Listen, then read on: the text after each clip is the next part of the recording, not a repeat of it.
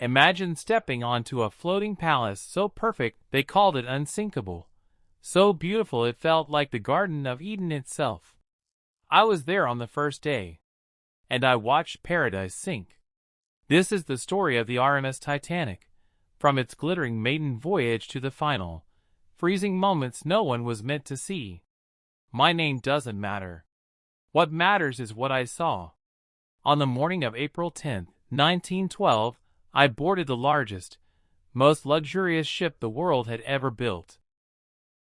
White Star Line's Pride. A vessel longer than the tallest buildings of the day. A ship they said even God himself couldn't sink. For a few brief days, the Titanic wasn't just a ship.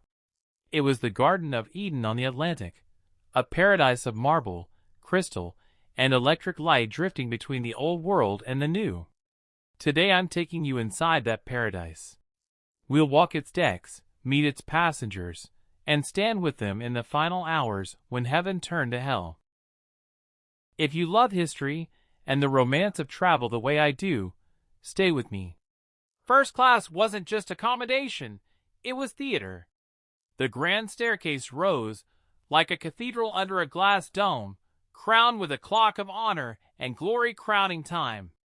Passengers sipped tea in the Café Parisien, played cards in the smoking room lined with dark mahogany, and dined on oysters, filet mignon, and peaches in chartreuse jelly while an orchestra played.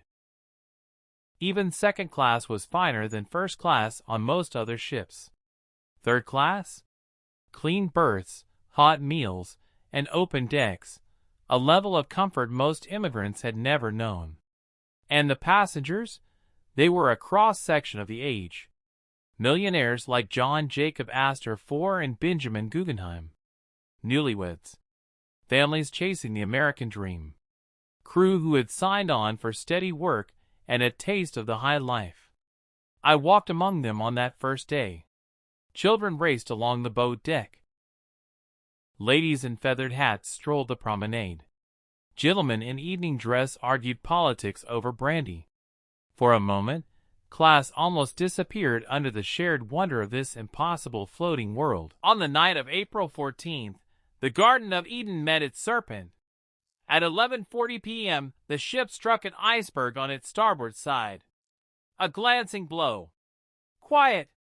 Almost polite. Then the water began to come in. I stood on the sloping decks as the band played on. Women and children first, until the boats ran out. Millionaires and stokers, mothers and stewards, all equal in the end under a sky full of stars and no moon. Guggenheim changed into evening dress so he could die like a gentleman. The orchestra's last song drifted across the water, and at 2:20 a.m. on April 15th, the great ship broke and slept beneath the waves, taking more than 1,500 souls with her. Paradise lasted 4 days. The Titanic wasn't just a shipwreck. It was a mirror held up to human ambition, class, courage, and fragility. If this journey into the past moved you the way it still moves me, hit that subscribe button and turn on notifications. I make videos like this for history lovers and travelers who want more than surface stories. The real people, the real places, the real moments that shaped our world. Drop a comment. Would you have sailed on the Titanic knowing what we know now? And if you want the next deep dive into history's greatest journeys, I'll see you on the next voyage.